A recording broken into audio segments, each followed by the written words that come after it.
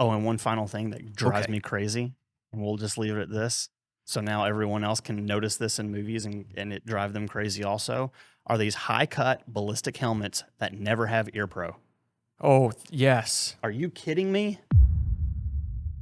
Oh, dude, we've been talking for so long already today that I have a list of topics or a topic that I want to dive into with you, and you don't know what this topic is yet. I don't, and I'm very nervous. But we also have so many other things that we could talk about. I'm tempted to just not even go with this. Do we go with... This is like a first date. I'm nervous and excited at the same time. I don't know where this is going to go. It's not very often. It's not very often I get to see you like that. Could be really good or it could be really bad. I know. I'm not sure how you're going to react either. So where are we going? What are you thinking, Nick? It's going to be good? Okay. All right. Okay. Where are you taking me? So... What time are you picking me up? I'll open the car door for you with this first question. When the newest iteration of Modern Warfare 2 came out, off the top of your head, what were some of the biggest issues with the gunplay or gear that was in or maybe missing from the video game? Now, before the game ever came out, we saw, the trailer. Everyone saw a trailer for Modern Warfare 2, and we're going to rebuild it because arguably, in my mind, it's the greatest video game that was ever made. But what was wrong with it? Well, right. You need a boonie cap for this. Yeah, I could actually shave my beard and it would look just like Captain Price's. You should. Minus all the muscles. The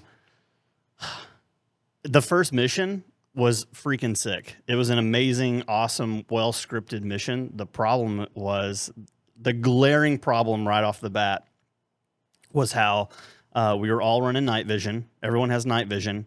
And when you ADS, when you aim down scope or aim down sight, in this case, we were aiming down scope. We were aiming down a normal, it was not an actual night vision scope. It was just a normal scope and had perfect clarity, no focus distortion, nothing. It's like, and in real life, when you shoot through night vision, you either use a red dot or you aim passive, or you aim with like a laser.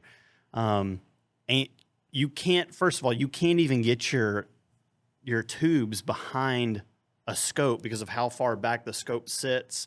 You can't get it at the angle to see through. Like, think about how hard it is to look through a scope in the first place. Mm-hmm. It takes practice. You have to get your eye in the perfect spot, right? So you add nods into the equation. It's like, first of all, it's never going to happen. Sure. Even if you could see well through a scope, you're just not going to be able to get your eye. You're not going to be able to get your tube on that same plane as the eye. Right. But on top of that, when you look through the scope and it's night vision, and there's no, you can see infinity and up close. It was just dumb. So that was so stupid. On top of the fact that, and I understand for the game purposes, you needed some sort of illumination around you, or else you couldn't see where you were going to go or where you were going. But it was as if there was, if you were to take the camera, so when you're looking first person, through night vision on that game, everything around you is illuminated as if you had a 360 illumination light on you. Right. And if you were to take, if you were to go into the dev side of it and go from first person and zoom out to third person above your character, you could see where the developers put in a global light above your head that constantly shined in front of you, so that you could see what you were doing. It's as if you had a light that was on your head that was illuminating everything. Yes, that was the biggest thing, is just aiming passive through a scope and perfect night vision everywhere. The other thing is a bunch of those guys were running irons. Yes. Have you ever tried to shoot with irons under nods? Yes. Like rifle irons? Because I've done pistol with tritium inside the irons for a pistol, but I've done rifle irons with a super cheap, crappy front sight post that had a tritium dot on it, and you can kind of see it, but still, it's just it's so far out there in front of you. You're just it's awful. Sure, it's completely unusable. Yeah. And I think you're running an MP7 with irons in that game. On top of that, oh man, you got me going. On top of that. The way that the weapons are set up, it's 99.9% of people that play Call of Duty will never notice that. Will never notice this. But on the MP7, when you're running through that first mission and you go to aim up and you actually use your laser, which is appropriate. The laser's over here on this right side. There's no pressure pad. So like if I was actually going to activate it, I'd have to bring my hand over, like click the button, and it just automatically turns on whenever you ADS. So yeah, just lots of little things Just like that. lack of understanding. Yeah. I mean, I still had fun. Oh, for but sure. It's, you know. Do you get sucked into a video game or any storyline more when the guns, gear, gadgets, SOPs, TTPs, everything involved is legit? Oh, absolutely. So what percent, if you're like, well, that's about 10% of incorrect, but it adds to the storyline, do you accept? Okay, so I become more invested into the storyline whenever there's no break in immersion. So take Terminal List, for example. There's still a lot of like little subtleties about Terminal List that aren't the greatest. Like the part where he was throwing, sorry to cut you off, the one that comes to my mind is when he's throwing 9-volt batteries. Yes. And there's like thermal ahead, and they're like, oh, we see him moving, and he's just like hucking 9-volt batteries that are plugged into like tinfoil. Yeah, and he's moving through trees too. Right. And keep him like, we have a thermal drone. Right. We know what it looks like to try and observe body heat through tree cover. Even single canopy. Like once you add in like double or triple canopy, you can't see crap, dude. You can't see anything. No. So yeah, the 9-volt battery thing was funny. Like I actually thought it was a cool element to the story, and I'm willing to like, if there's a couple little things like that where they take like creative liberties for the sake of the story, I'm okay with it. But yeah, it's just kind of. But you do have to admit that none of that was in the original Jack Carr book. No, it wasn't.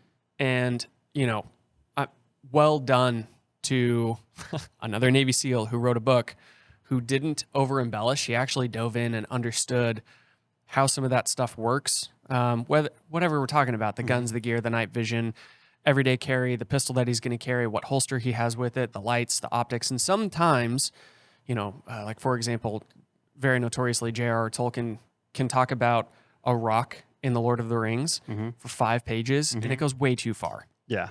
Well, Jack Carr did a phenomenal job telling a storyline where he just used the items that added to the story, but he didn't go too far.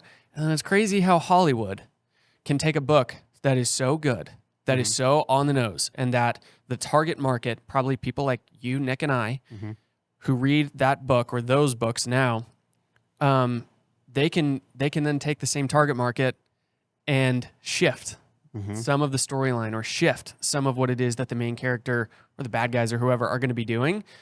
And quickly for me, yes, same. The Terminal List, fantastic TV show, even better book, because I felt more immersed into the storyline because it was legit. Yeah. So, and 2 things on that. Number 1 is there are certain stories that I'm willing to buy in, even though it's completely ridiculous. So take like Mission Impossible movies. There's a lot of wild stuff, but that's kind of the thing, right? Right. In a way, those movies are kind of science fiction-y in that they're using tech that, I don't know, maybe it does exist. We could get into the whole alien discussion if you want. Oh, man. But what gets me though is in like take the James Bond series. Whenever I was a kid, I didn't notice all the things that were wrong about how James Bond was handling a weapon or like whether or not the gadgets were realistic. As I got older, I would say probably by the time I was 9, which is actually pretty young, I was just like, oh yeah, the way that Roger Moore held a pistol as opposed to the way that Timothy Dalton held it, like not legit. Oh my gosh. So, but that's what gets me now whenever I watch a Bond film. Like take what was the last one? Not Skyfall, but Nick, what was that last one? Jamie, pull that up. I can't remember, but it was the climax of his story arc. Right. And it's really funny because like they'll have like some cool guns, but James Bond, who is a 00 agent, he has the best that the world has to offer. He's got these crazy, like, he has a multi-million-dollar pen grenade, and yet he can't get an optic on his like sub gun. Doesn't make it just so stupid. Right. But in the last Bond, I felt like that was probably the best iteration of that was probably the best Bond movie in terms of gunplay, and still they got it a lot wrong. And It's when the skill set doesn't match the character that it really drives me crazy. Yep. So James Bond, supposedly highly trained, tip of the spear kind of guy, and yet he can't hold a pistol correctly. Right. He can't shoot a rifle correctly. Yep. I can get over the rifle setup because great shooters can shoot just about anything. Sure. I mean, you and I, even though we're not like great shooters, we can point shoot stuff often out to 25 meters if we had to. Sure. So I can kind of get around that with James Bond, but like, I don't know, man.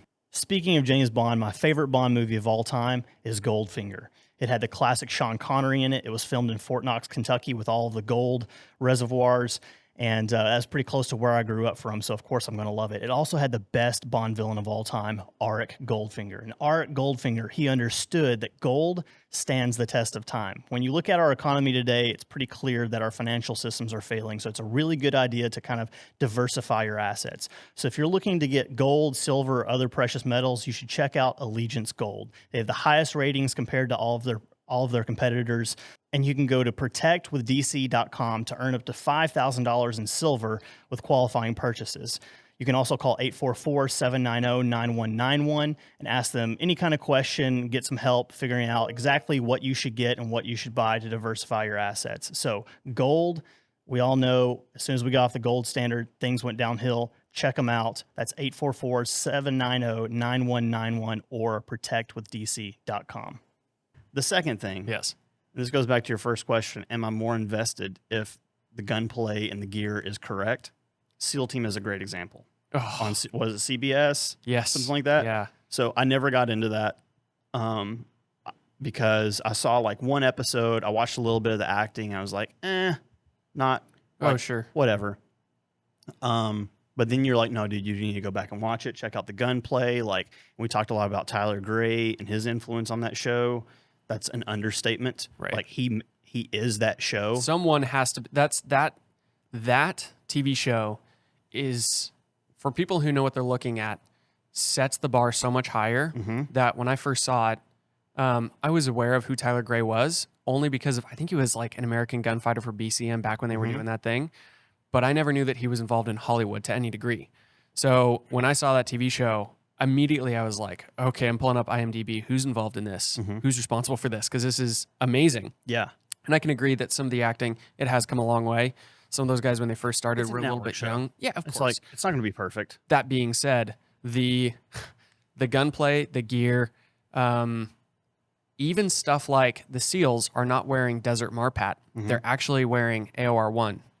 And it is so subtle. They're both digital style. They're both tans and browns.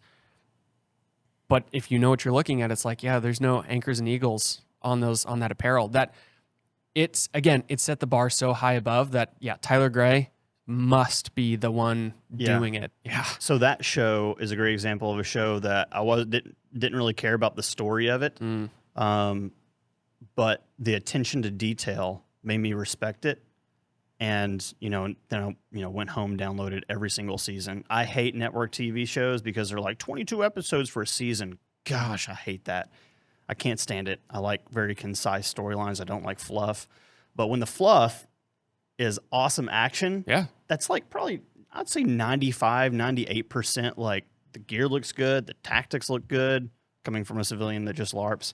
Everything looks like solid. Okay, I'm bought in. And I would much rather watch SEAL Team with like a 10 out of 10 attention to detail in terms of what's going on, and an 8 out of 10 in the acting. I'd much rather watch that than some just big budget with cool an incredible storyline with amazing acting, but you get removed because the optic is mounted backwards, or someone can't actually hold a gun properly, or whatever else. Yeah.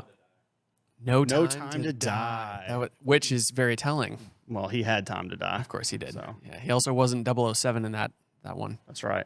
Which is, I think, why they had the liberty for him to actually die. Yeah. Because 007 has never been killed. We need to have a full James Bond episode. We bring in Commando Bond, who's that dude on Instagram. Yes. And I'll bring in my Bond trivia set, which I have from 2001, so it's not current. I'll read the cards, you answer. Dude, he'll beat me. Okay, good. He'll beat me. I couldn't answer. Who's your any one of favorite those. Bond? Daniel Craig. Okay, who's your second favorite Bond? Daniel Craig. No. Do you know the other Bonds? I don't know all of them. Okay, who's the first one? I don't know. You got to know the first Bond. Is it? Welcome to the Rock. Yeah. Him. What's his name? Sean Connery. Sean Connery. Did you know there's a theory that Sean Connery in The Rock is James Bond? I did hear that. Okay. Yes. Yeah. To everyone listening or watching, you need to go look that up on YouTube. It's pretty interesting. I don't think it's real, but yeah. It's a cool theory. Yeah. Anyways, I'll let you get back to it. Oh, well, no. So if you haven't caught on yet, we're really just talking about the power of media or content as a whole, books, video games, social media. And we've talked about this in some other podcasts, but it's kind of interesting to dedicate like some key pieces of content. So starting with, you already moved to 007 as a whole. That's fantastic. Now here's a book that a lot of people are unaware of, but I know you and I have both read this book, A Handful of Hard Men. Okay. I've said for the longest time, that book was written before thinking about what people were going to think about was a thing. Of course. How do you name a book, A Without- Handful of Hard Men? If you were to release that today, it's like, just Google search it. Game over, man. Shreds. Yeah. What do you know about Rhodesia? Oh, man, we're going to get spicy. We're going to get spicy. I know a little bit about Rhodesia. How did you first hear about Rhodesia? Was it in high school? Was it junior high? It was in Blood Diamond. Oh, I want to watch Blood Diamond. Okay. Yeah. What do you know about that storyline and Well, how people feel about it? it's very controversial. Sure. But essentially, man, how far back do you want me to? No, I'm not going to get into the details because I know I'll mess up some of the details. Sure. But essentially, it is now Zimbabwe, Right. and much of what Rhodesia was supposed to be.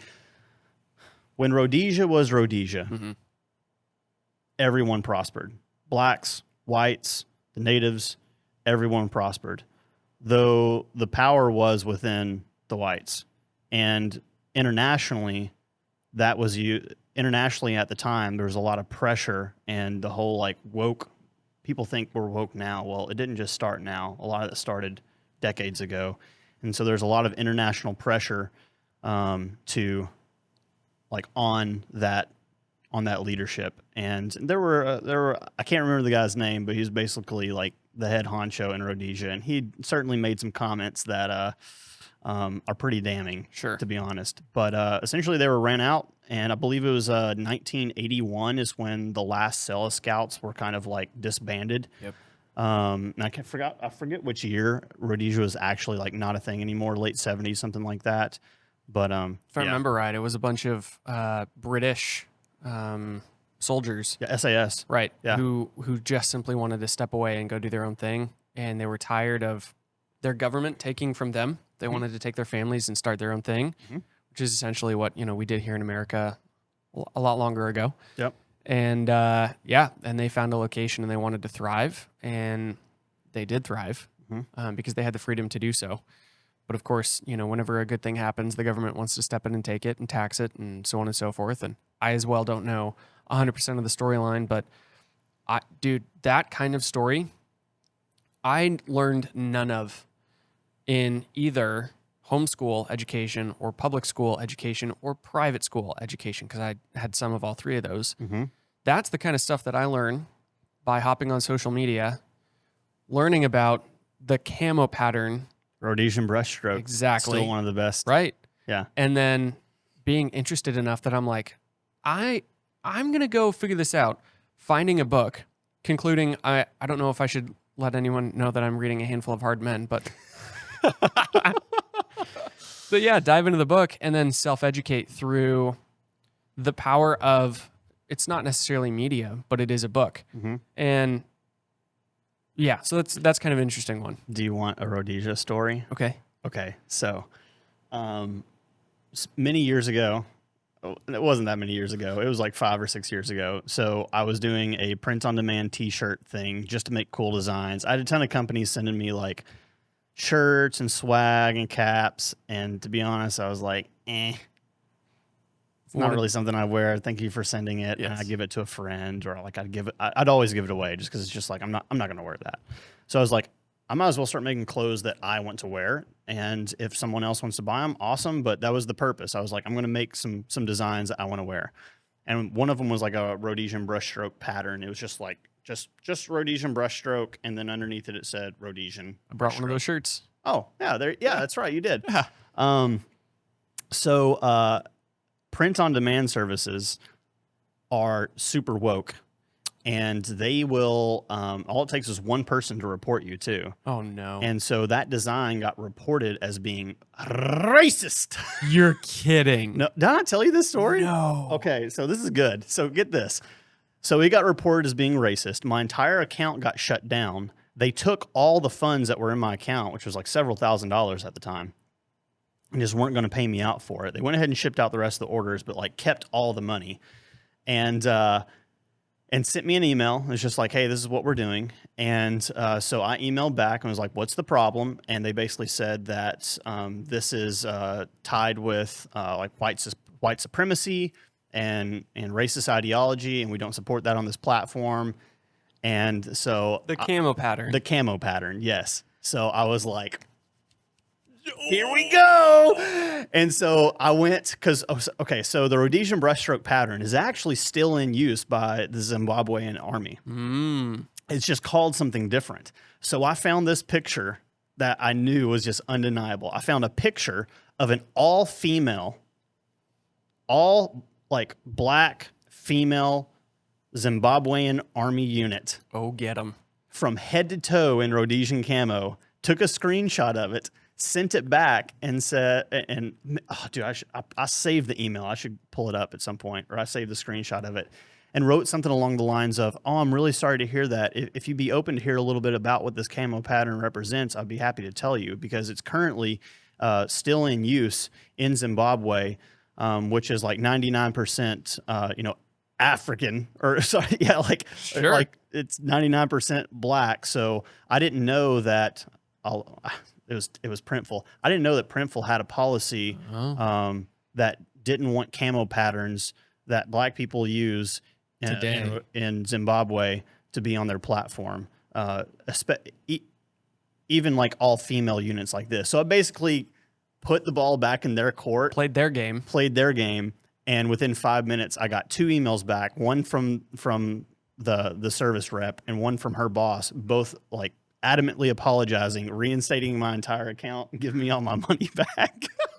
Oh my god. It was great, dude. It was great. We can play that game too. Dude, there are a few things that like, that's probably like I know it sounds silly, but that is one of those top 10. Like, I will never forget that interaction, because it's just like, I won the woke war. Like, you know what I mean? It's In just your like own right world, back you in your got 'em. face. Yeah. Like, tell me Rhodesian brushstroke, the camo pattern Is racist. and I'm going to slide across the table a picture of an all female, all black, modern day Zimbabwean army photo, head to toe clad in Rhodesian brushstroke, and play your game. My gosh. That's incredible. Yep. Sipping your tea, pinky up.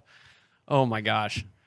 I think whenever this goes live, we should publish that email. Yeah, we should just throw for that fun. on there. We'll send it to our Patreon subscribers. Perfect. Yeah. So Because Patreon guys, if you're listening to this, I'll send you a picture of the screenshot of that email chain, and it's good. I'm looking forward to seeing it myself. Okay, next one. The movie Heat. Oh yeah. Yeah, dude. Yeah. Val Kilmer. So go ahead. We're probably going to say the same thing. Were you going to say that bounding scene? Yeah. Mhm. So and the reloading scene. Oh, was that also used? So for those of you that don't know, the bounding scene in Heat, right after they get out of the bank, they have money in their duffel bags over their shoulder. They're running their Galils and their ARs and whatever else. They actually bound on screen past cars so well that scene was used for, so the movie came out in 95. I don't know how long it was used for. In fact, it may still be used to some degree, but they use that scene in the army to teach bounding because it's such a good representation of one guy moving, one guy shooting. He stops, he turns, he shoots, the other guy starts moving. They're communicating well, but reloading as well. The reloading is, last time I heard, the reloading scene where Val Kilmer, his name in the movie is Chris Shaherlis. And I think that Heat 2 should talk about what happened to Chris Shaherlis. And I think he should have caught her around to the throat, because Val Kilmer currently can't talk. and it's him in his old age, and like I think it'd be kind of cool. That would be cool. He's still alive? He is still alive. Okay. Yeah. For now, so they better hurry up on that. I know. Dude, he's a legend. I love Val Kilmer. He's Incredible. great. But anyways, yeah. So the reloading scene, I believe, is still used as a reference in the Marine Corps. Oh, interesting. I think so. Well, at least it was at one point. I appreciate. So not only do I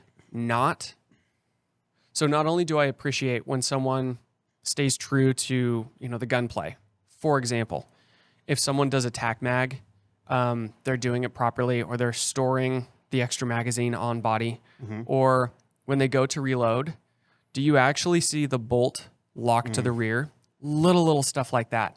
If a magazine gets stuck, does someone know to strip the magazine out, and then how to feed a new magazine into a simple stuff like that? I've also seen stuff where I can't remember what movie it was, but someone was reloading an AR, and then the next shot, someone was reloading an AK, and the actor slapped the left side of the AK as if to drop the bolt release on the AK. It's stupid stuff like that. I did have an AK, and you could hit it anywhere, and the bolt would like you could pull the bolt back, and it would actually kind of stay a little bit. Yeah, and then like just the jostling of putting the mag in would drop it. So you had to nail it the first time, just like, wow. But it would do it for you. Yeah, which I don't think was intended. Design. But. Okay, but my point is, not only do I appreciate when they do things well, I actually will catch myself be pulled into the storyline even more because I know what I'm looking for.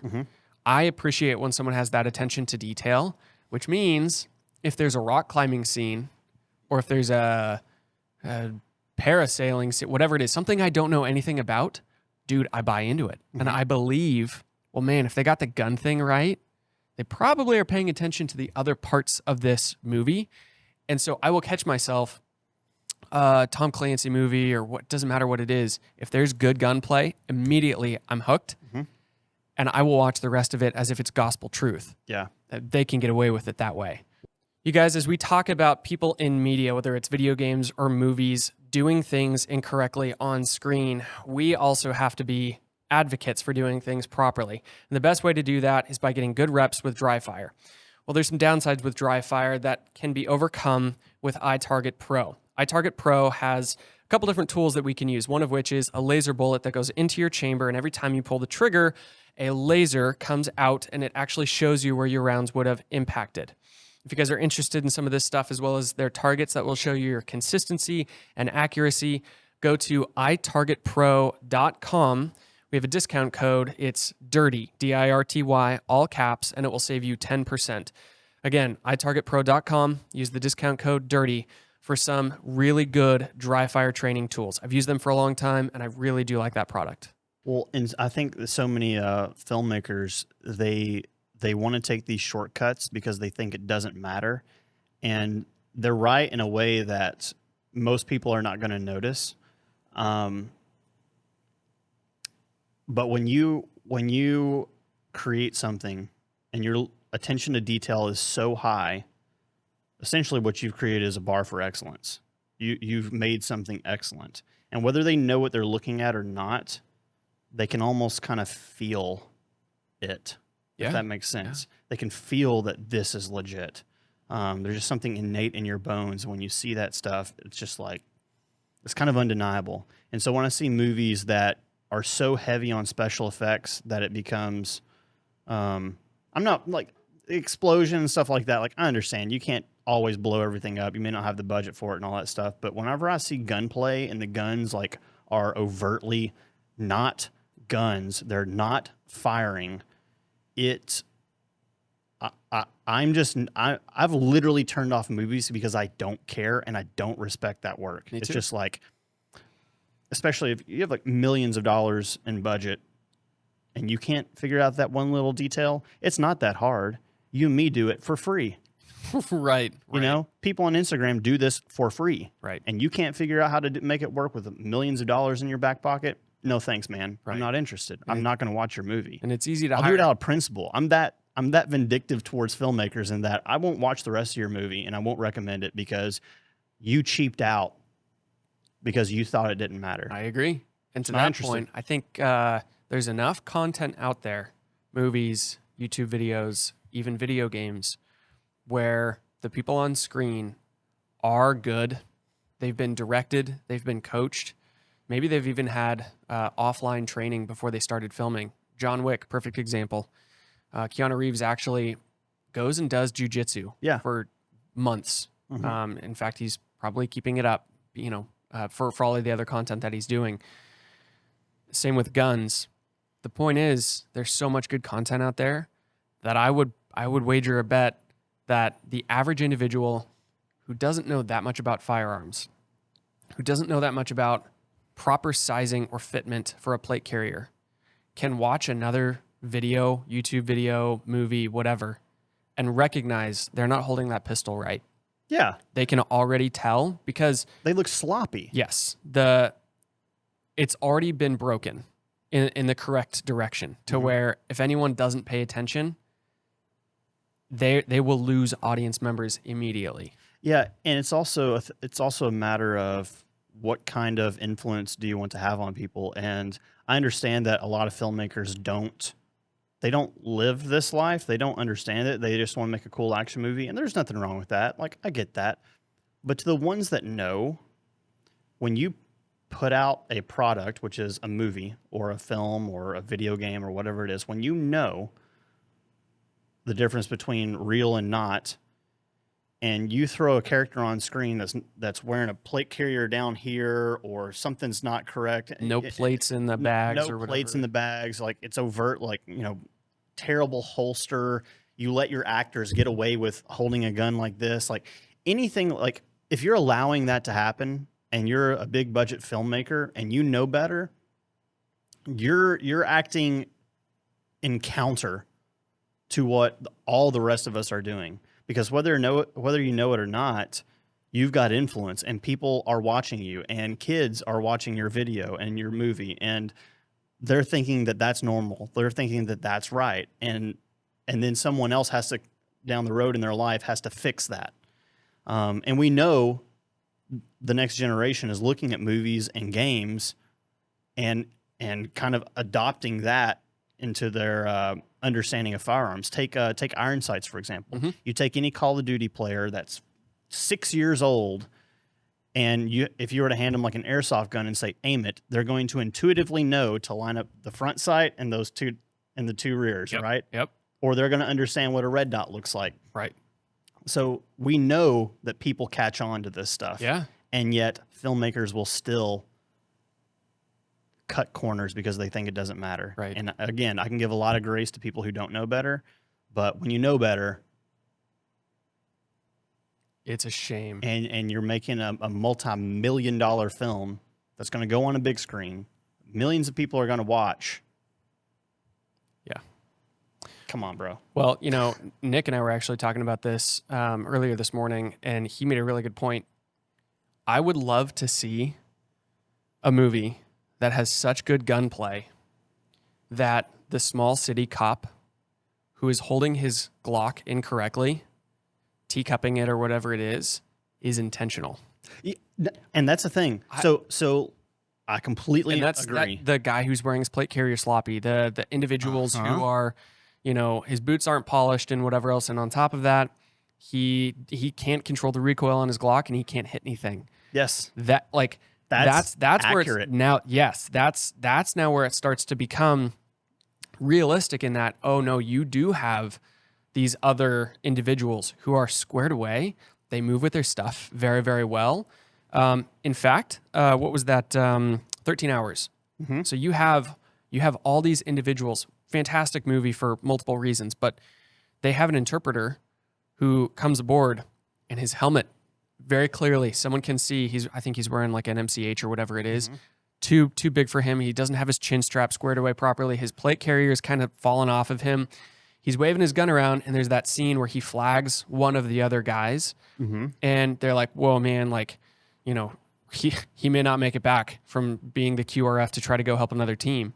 Yeah, that's fantastic because it then also demonstrates we do know how to give good gunplay into this movie, but we are also, for character development, going to intentionally have one person who doesn't know exactly what's going on. Yeah. So yes, there is a time and a place Absolutely. for incorrect and unsafe and whatever else gunplay, because the moment when a 6-year-old, I'm probably not watching 13 Hours, the moment when a 13-year-old who doesn't have a father, who doesn't have an uncle, who doesn't have a big brother, helping them with firearms, watches the scene where someone flags someone else, and one of the good guys goes, hey man, in a way, hey man, that's not okay, pushes his gun out of the way and is like, don't do that.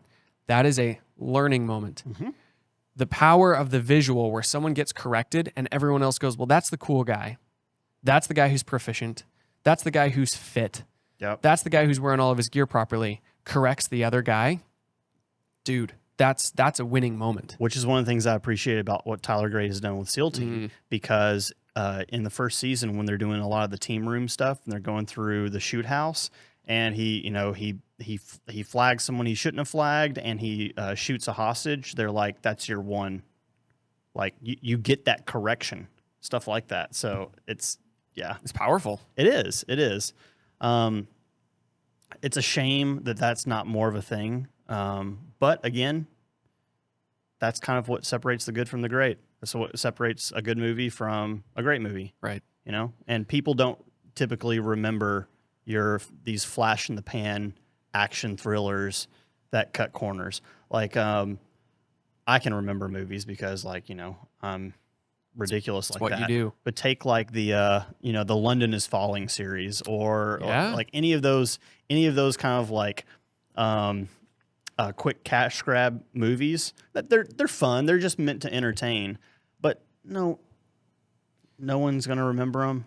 Like, no one's ever gonna remember Olympus Has Fallen. No. You know, or Has Fallen. No. Like 10 years, no one cares. But in another 20 years, people will still be talking about Heat. Right. Or American Sniper. Mhm. Or any of those other movies. Probably Terminal List, to be honest. Like, it was so well done. But going back to also the realism of it. Okay, so Invasion. Most people probably haven't seen that show. It's not super popular. It's on Apple TV. Right. Invasion is I thought it was actually probably a pretty good mix. So you have like Navy SEALs. Well, were they SEALs, or was it just like a tier 1 unit? They were a tier 1 to some degree. I think it was a tier 1 unit, and they actually did a decent job. Their kit was like decent for the time period. And keep in mind, like, a lot of these like tier 1 guys 15 years ago, now they're running things entirely different because of the things that they learned. And at the time, that was advanced, right? So as long as it's like period correct and character correct, to a reasonable degree, I'm okay with it. Right. Whereas, you have Saving Private Ryan, and dudes flagging each other left and right.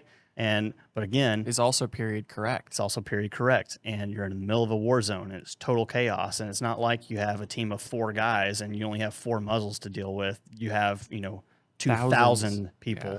And, those soldiers were trained up. They were drafted, trained up, and literally shipped overseas. It's like, you think they're going to be tier 1 operators Heck in no. World War II on the beaches of Normandy? Like, no. So it's just like, it's all just about, okay, what's the environment? Who are the people? What's the storyline? If it matches, I'm good. Right. Okay. Well, we've named a few, and you have mentioned over the years, I've been aware of the fact that 007, really played a heavy hand in you growing in this industry and your love for media and such. Before we wrap up, what other content, whether it's books, video games, movies, have influenced you in your, I don't know, maybe interest in specific firearms, or interest in, I don't know, you played a lot of paintball, but did you ever play a video game and then think to yourself, I wonder if I could do that in real life? Oh, yeah. So,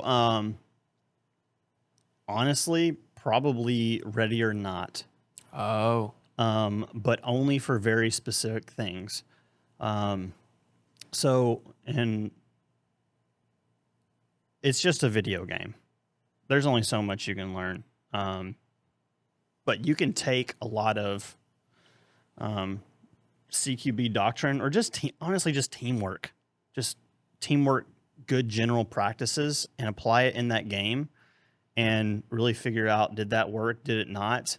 And then take what you've learned, move it over to a Milsim event. Did it work? Did it not? And then take that and explain that to a guy who's been there and done that for real and be like, hey, this was our experience. We figured it out in this video game. We went and we tested it out in this somewhat real world environment in Milsim. Does that match up with what you've like learned over your years of experience? And they're like, yeah, that actually makes a lot of sense. Like our whole near peer IR white light experience, like we figured that out on the fly on an airsoft field, and then went and bounced that situation and how we handled it off of some dude who's actually been in a fight with nods and white light, and they're like, oh yeah, absolutely, like you handled that textbook. And it was just like, thank sweet goodness. Yeah. Anyways. So I think Ready or Not is probably the coolest one. Okay, that makes sense. Yeah, I need to play that a little bit more. Actually, I've never played that. I guess I need to play it some. Should. Yeah. Well, anything else on your mind, media-wise, or content that's heavily influenced our industry? Not really. Well, I think that wraps up our Monday morning podcast. Yeah, I would just say, demand people be better. When you watch a movie or you watch something on YouTube, you know, we know that whenever we post an Instagram reel, if it's not perfect, it's going to get raked over the coals. And to a degree, I kind of appreciate that. Though it is also like a man in the arena kind of thing. We're raked over the coals on CQB by 99% of people who have never done CQB, just like us. Sure. And that's totally fine. But especially when it comes to movies, like put filmmakers to the test, like poke them in the eye if they do something wrong, like make them aware that they've dropped the ball. I think we kind of do that with our money, you know, and just like not watching it or not recommending it. And when people get it right, talk about it. And that's one of the things I really liked about Terminalist is that when they got it right, dude, the fans were sounding off in the comments and the reviews and the Rotten Tomatoes reviews. Like people understood it, dude, and they patted them on the back for it. The excellence does get rewarded. That opening scene, the first episode, Terminalist, when they're in the cave, fantastic. And it did not go copy paste to the book, but that was a scene that I was like, this is incredible. They nailed it. Yeah. Oh, and one final thing that drives me crazy, and we'll just leave it at this, so now everyone else can notice this in movies and it drive them crazy also, are these high-cut ballistic helmets that never have ear pro. Oh, yes. Are you kidding me? Yeah. Like that's one of the points is to be able to have like better and like a lighter helmet, more high speed, and you have these operators running around in these high cut helmets with literally no ear pro whatsoever. I understand there's a time and place for that, but for the most part, that's ridiculous. It is. And also their helmets are like perfectly clean. They've never like touched the ground. They've never been hit by a rock. They've never brushed past a tree. It's the Steven Spielberg effect. The older he gets, the more polished his movies are, and they just look like a Broadway play and not an actual environment. I've never noticed that. It drives me crazy whenever I watch these movies, and the characters, their gear, their equipment don't look lived in. Did he do the most recent Indiana Jones as well? Yeah. Okay, I still haven't seen it. I just pirated it. It was garbage. Okay, yeah, I kind of would have guessed. Yeah.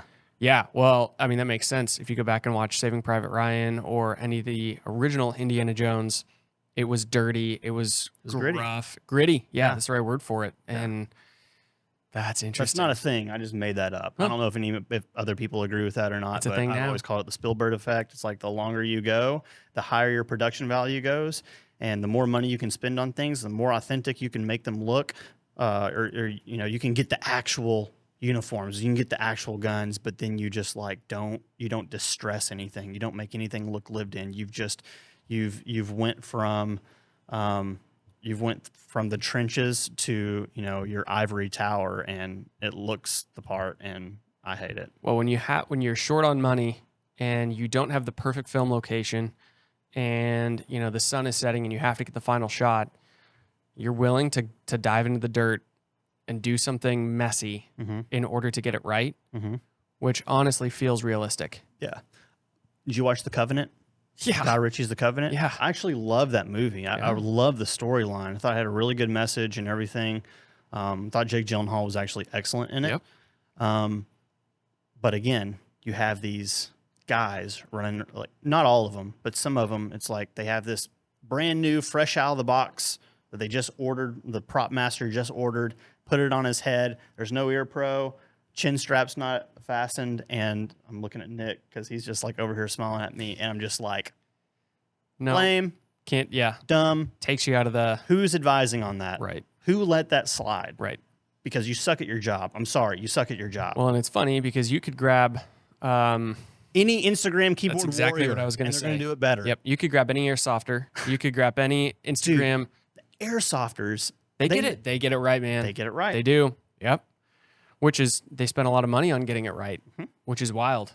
But they go full immersion, and any one of those kids who maybe did or did not actually join the military could probably advise on a movie and crank out some pretty serious gunplay, CQB actions, the kit, the everything, and make it really freaking good. Dude, you take Greg Wong. You just pick him up. Gosh, dude.